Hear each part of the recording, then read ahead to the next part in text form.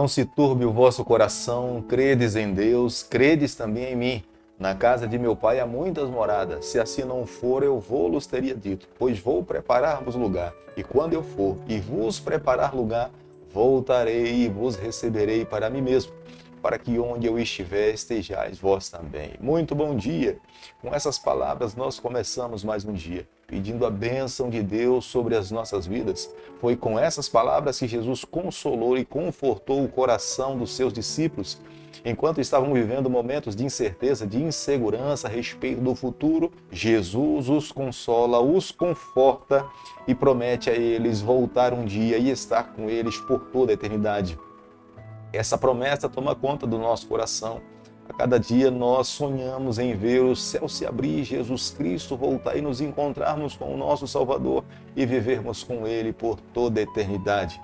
Deixo com você também nessa manhã uma parte da palavra do Senhor que se encontra no livro de Salmo, capítulo 119, o versículo 65, onde a Bíblia diz o seguinte: Tens feito bem ao teu servo, Senhor, segundo a tua palavra. Salmo 119, o versículo 65.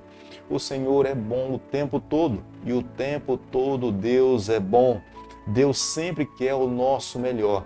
Mesmo quando nós ouvimos o não do Senhor, é para o nosso bem. Nós precisamos aceitar, nós precisamos amá-lo, nós precisamos permitir que Ele conduza a nossa vida.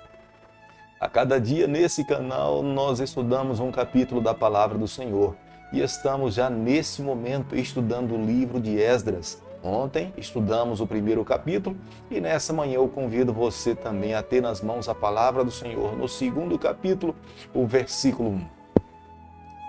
São esses os filhos da província que subiram do cativeiro dentre os exilados que Nabucodonosor, rei de Babilônia, tinha levado para lá, e voltaram para Jerusalém e para Judá, cada um para a sua cidade. Quando nós nos deparamos com a leitura do capítulo 2 do livro de Esdras, a tendência natural, muitas vezes, de muitos leitores, é dar um pulo. Até porque fazer uma leitura de uma genealogia não é uma leitura apreciada por muitos, mas eu confesso a você, vale a pena nos esmerarmos em estudarmos a palavra do Senhor, mesmo que ela esteja nos falando a respeito da genealogia de alguém. Porque aqui nós encontramos um grupo de pessoas que são remanescentes do Senhor. Embora eles estivessem nas mãos a liberdade de permanecer em Babilônia, mas eles tomaram a iniciativa de voltar para suas terras. Estes que voltaram para suas terras tinham plena consciência que Babilônia não era lugar para eles. Embora Babilônia trouxesse conforto, de repente até segurança momentânea, paz por alguns momentos, mas não era o lugar que Deus queria que o seu povo pudesse viver. O povo do Senhor tinha um chamado específico. Deus chamou os israelitas para influenciar outras nações. Deus chamou os israelitas para ser um povo pessoal com Ele, formando uma aliança eterna com o Deus Criador dos céus e da terra. Portanto, eles sabiam que deveriam retornar para suas terras, porque a terra que Deus tinha concedido ao seu povo era uma terra de bênção. Aqueles que se decidiram em voltar para Jerusalém foi um número de 42.630 pessoas que acompanharam a liderança de Zorobabel. Mas volto a dizer para você, não foram todas as pessoas. Muitos optaram permanecer em Babilônia. A genealogia tem uma tremenda importância para nós. A genealogia nos ensina quem são os remanescentes, mas a genealogia também nos ensina e nos mostra quem de fato era da linhagem dos sacerdotes e dos levitas. Para servir e para construir o templo não poderia ser qualquer pessoa. Aquele que deveria levar no peito a estola sacerdotal de Urim e Turim para saber qual era a vontade do Senhor deveria ser da linhagem de Arão, deveria ser da linhagem de Levi, não poderia ser de uma outra tribo. De repente, para você nessa manhã que está com a palavra de Deus nas mãos, estudando o livro de Esdras, você não veja tanta relevância nesse segundo capítulo. Mas queria dizer para você uma coisa. O primeiro pensamento a respeito de ser importante do estudo dessa genealogia é porque Deus vê pessoalmente quem foram aqueles que assumiram uma aliança com Ele. Pessoalmente, Deus assumiu um compromisso de amar um povo. E esse povo agora que estava retornando era de fato o alvo do amor de Deus e das bênçãos de Deus sobre essas pessoas que estavam voltando para o seu território para reassumir com o Senhor um compromisso de amá-lo e viver ao lado do Senhor. Em segundo lugar, as pessoas comuns, elas são de grande valor para o Senhor. Foram pessoas que foram utilizadas para a reconstrução do templo do Senhor, para que as atividades sagradas voltassem a acontecer dentro da sua normalidade. As pessoas comuns se tornaram governadores de grandes cidades, eles se tornaram líderes entre o povo do Senhor. Na verdade, Deus ama todos e Deus queria que todos pudessem retornar como sendo um ato de amor, de aliança assumida com o seu Deus. E há uma terceira razão para essas genealogias. Deus estava reafirmando a sua aliança de sangue, uma aliança de redimir, uma aliança para abençoar todo aquele que era descendente da linhagem de Abraão. Portanto, aqueles que estavam voltando estavam se comprometendo pessoalmente com Deus em reassumir essa aliança e Deus estava reatando com eles a fidelidade de os abençoá-lo e tornar uma nação forte. Zorobabel era neto do rei Joaquim. Foi o rei Ciro que nomeou Zorobabel como sendo líder daqueles que estavam voltando para o seu território, para que ele pudesse ter autoridade sobre essas pessoas. Como era ele que tinha nomeado Zorobabel, Zorobabel tinha responsabilidade de prestar contas pessoais ao rei Ciro. Jesua era um dos líderes que acompanhava Zorobabel, sendo que Jesua era o líder espiritual do povo quando eles estavam no cativeiro babilônico.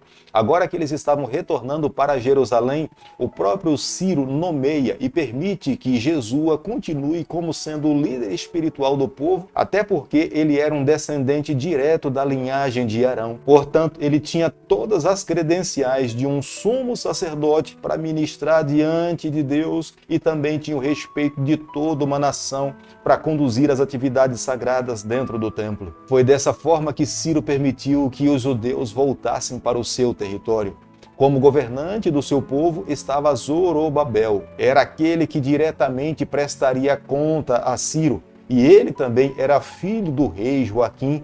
Portanto, ele era benquisto e aceito por todos os judeus. E da mesma forma, Jesua era um sacerdote descendente da linhagem de Davi. Portanto, ele também tinha o respeito do povo e ele acreditava que dessa forma os judeus poderiam se desenvolver. Ciro tinha como seu conselheiro pessoal o jovem Daniel, profeta, homem de Deus, fiel ao Senhor.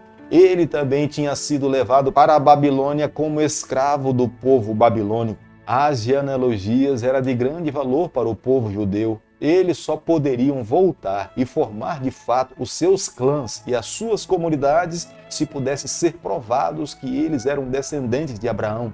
Se eles não tivessem inseridos dentro dessa linhagem, eles não poderiam permanecer no território dos judeus. O edito promulgado por Ciro era exclusivamente para os judeus, e os judeus, nesse período também, só queriam se reconstruir, reafirmar a aliança com o Senhor, mediante a confirmação genealógica de todo aquele que estaria dentro do seu território. Os objetos sagrados que um dia foram retirados do templo lá em Jerusalém por Nabucodonosor, agora estavam sendo permitidos por Ciro serem trazidos de volta. As pedras que os sacerdotes levavam no peito de Urim e Tumim só poderiam ser utilizadas por um sumo sacerdote que fosse provado pela genealogia que era da linhagem de Arão. Nenhuma outra pessoa tinha responsabilidade de vestir essa estola sacerdotal, porque ela era sagrada. Somente uma pessoa que tivesse as credenciais de sacerdote poderia consultar as questões importantes diante do Senhor. Embora o povo do Senhor estivesse no cativeiro babilônico por um período de 70 anos, mesmo estando como escravo dos babilônicos, Deus não esqueceu do seu povo. Daniel e os seus amigos é uma prova clara disso. Mesmo estando no cativeiro babilônico, Deus os abençoou, Deus os protegeu, Deus intervia nas suas vidas.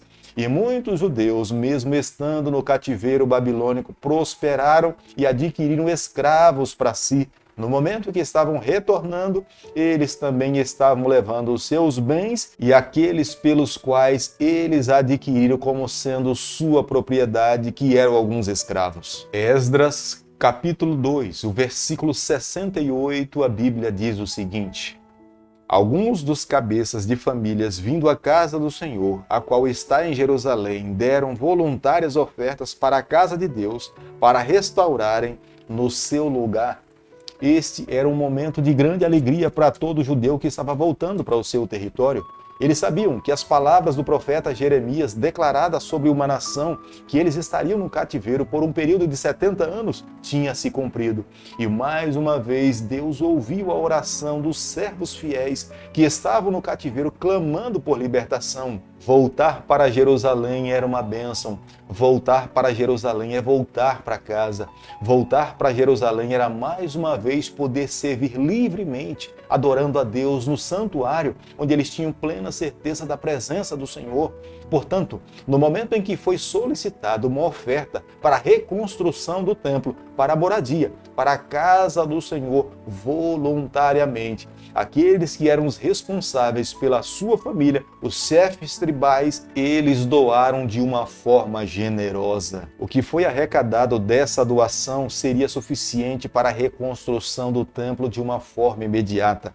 Embora ele soubesse que jamais aquele templo alcançaria a glória do templo do período de Salomão, mas eles sabiam que a reconstrução do templo era um símbolo da reconstrução de uma aliança com Deus, de uma nova vida ao lado do Senhor. E o que eles deveriam fazer era viver uma vida de fidelidade a Deus, amando ao Senhor, seguindo os seus ensinamentos e amando a Deus cada vez mais. No momento da convocação para esta reunião solene, onde eles deveriam fazer as suas doações, muitas pessoas que estavam presentes, elas não se conteram. Elas se lembraram do antigo templo de Salomão e do templo de Davi.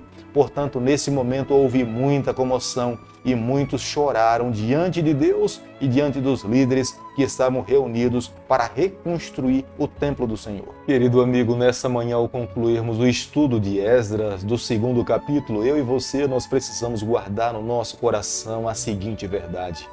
É alegria para nós sabermos que Deus cumpriu com a sua palavra que depois do período de 70 anos, Ele libertaria o seu povo. Mas é triste saber que todos aqueles que tiveram a liberdade nas mãos, nem todos quiseram voltar.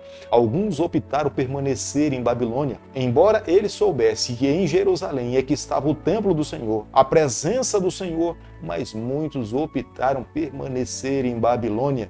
E eu acredito que nessa manhã eu e você nós precisamos refletir sobre a nossa vida. O que é que tem movido o nosso coração? Qual será a nossa decisão em sabermos que um dia Jesus Cristo irá voltar aqui a essa terra? Esse mundo tem uma representação de Babilônia. A nova terra representa a nova Jerusalém, a casa criada por Deus para todos os seus filhos. Não vai faltar morada para ninguém. Mas será se o nosso coração está decidido, propenso a voltar a estar e a viver com o Senhor na nova Jerusalém, ou nós estamos decidindo permanecer em Babilônia? Eu e você jamais deveríamos nos esquecer. Vida plena é somente ao lado do Senhor. Enquanto nós estivermos em Babilônia, nós nos depararemos com lutas, dificuldades, morte, depressão, ansiedade, tristeza, dívidas, doenças. Mas no dia que nós sairmos de Babilônia e voltarmos a estar com o Senhor na nova Jerusalém, ali nós conheceremos o que é vida plena, o que é plena felicidade, o que é plena segurança, o que é plena vida ao lado do nosso Deus. Por isso que nesse momento eu convido a você que nós possamos tomar uma decisão de amar a Deus, seguir a sua palavra e nos colocarmos nas mãos do Senhor para todo sempre. Querido Pai, nas Tuas mãos, nessa manhã nós nos colocamos, confessamos as nossas falhas, nós abrimos o nosso coração, nós queremos ser do Senhor por toda a nossa vida. Fica conosco no decorrer desse dia e sonhamos um dia vermos o céu se abrir e nos encontrarmos com o Senhor e viver com Ele eternamente. É o nosso pedido nessa manhã e é a nossa oração e nós fazemos em nome de Jesus. Que o Senhor te abençoe e te guarde, que Ele faça resplandecer o seu rosto sobre você, que Ele tenha misericórdia de você, que sobre você nessa manhã Ele levante o seu rosto e conceda a sua paz, em nome de Jesus. Amém.